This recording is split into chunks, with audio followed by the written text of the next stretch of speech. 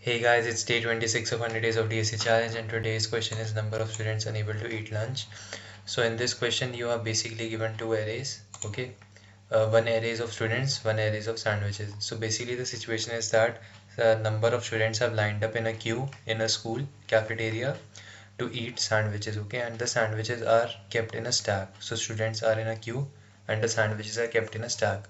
Now there are two types of sandwiches, circular and square. In the image you can only see square, but actually there are circular sandwiches too, okay? And what does they are represented by 1 and 0. So 1 means square sandwich, 0 means circular sandwich. So what does this mean? This means that there's a queue of students who are lined up as this.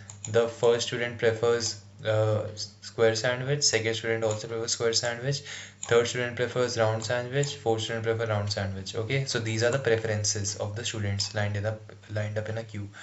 And now for the sandwiches, this is the stack and this is the top of the stack, which means that this is the sandwich which is at the top, okay? And this is the sandwich which is at the bottom. So this means that square sandwich is at the bottom and circular sandwich is at the top. All right.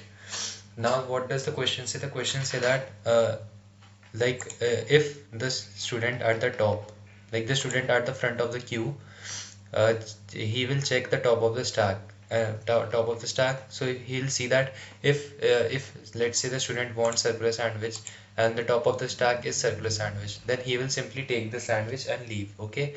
But let's say the student wants circular sandwich but the top of the stack is a square sandwich. What will happen in that situation? The student will leave the queue and get at the back of the queue, okay? So if the student does not find his preference on the top of the stack, he will simply leave the queue and go on the back of the queue, and this will keep repeating until, now that is the very important part, the most important part, until none of the queue students want to take the top of the sandwich and thus are unable to eat. So this is the main thing, okay? So they are saying that there will be a situation, or there may or may not be a situation where all the students do not get their preferences, okay? So let's say that if there were 10 students in total, okay, 10 students in total, and it is given that the number of students is equal to the number of sandwiches, okay? Let's say there's 10 students in total and there are 7 round sandwiches and 3 square sandwiches, okay? And there are 5 students who wanted round sandwiches and 5 students who wanted square sandwiches, okay? So now what will happen in this case is that okay, these five students won't get their square sandwiches, okay? So here two students will be there who won't be able to eat because there are not enough square sandwiches for them, or they can't eat round sandwiches, okay? They will only eat square sandwiches. However, these students will be able to eat because there are more than 5 sandwiches, okay? So this is the case, okay? So now this is the number that we have to return, okay? Now I can manually see and tell you that this is 2, okay? But how will we design an algorithm for this? Okay, it's pretty simple. See, one thing is that first of all, what will we do? First of all, we'll simply see the students and sandwiches, they are given as a vector, okay? So we'll first just take a stack students and a queue for the sandwiches, and we'll simply push the students into the, sorry, push the sandwiches into the stack and push the students into the queue, okay? And you will see one thing, that I've pushed the sandwiches from starting from the back of the vector. Why is that? Because it is given that this is the top of the stack, okay? So if I started pushing from here, then this would be at the bottom, okay? And we don't want that, so that's why we'll push from the back. So first this will be pushed into the stack, and then at the last this will be pushed and it will be at the top of the stack. And as for queue, we'll simply push from the front, okay? So this much code is just for the pushing these into the stacks and queues. All right. Now the main logic comes. So what is the question? That we have to repeat the process until none of the students get their preference, okay? So the students can't eat anymore. So let's imagine that situation, okay? Let's say there are 5 students left in the queue and I have, let's say, and all five of them want square sandwiches. Okay, and I have, let's say, two round sandwiches remaining, let's say. So what will happen in this case? Let's imagine it. So square sandwiches means one. Okay, so students will be one, one, one, one, one. Okay, so this will be the case. So what will happen? The student will come here. Let's say this is the counter. This is the person distributing the sandwiches on the counter. Student will come. He'll say, I want square sandwich. He'll say, no, I don't have square sandwich. And let's just number them from let's say 1 2 3 4 5. Okay, so he'll say that no, I don't have a square sandwich. So he'll just go back. Okay, so now one is actually here. Then two will ask, do you have a square sandwich? No, I don't have a square sandwich. So this two will now move to the back. Okay, and similarly the process will go on. The three will go back, and then four will go back, and then five will go back. Okay, and then there will be a time when one again asks him. Okay, see, he rejected five people. Now one will again ask him, hey, do you have a square sandwich?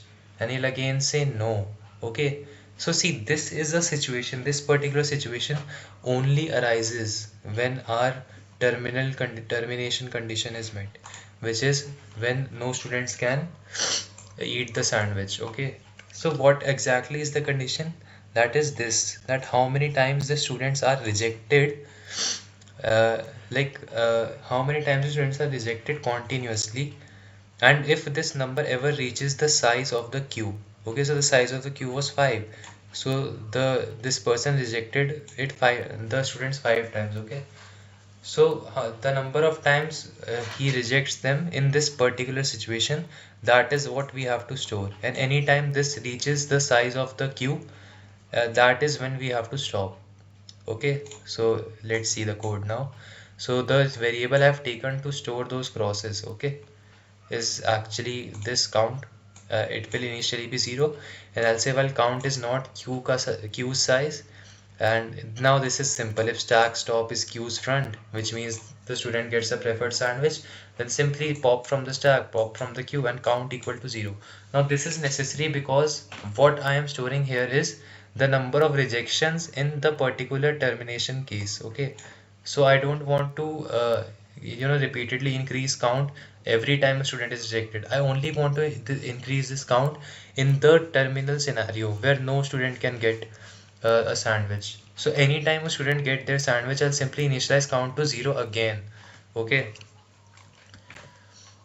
and else if stack stop is not equal to queue front, that means you push queues front. Like this is simply how do you do this?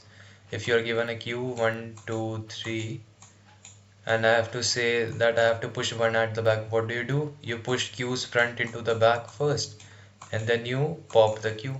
And that is what we have done. We pushed queues front into the back of it, and we pop the queue and count plus plus.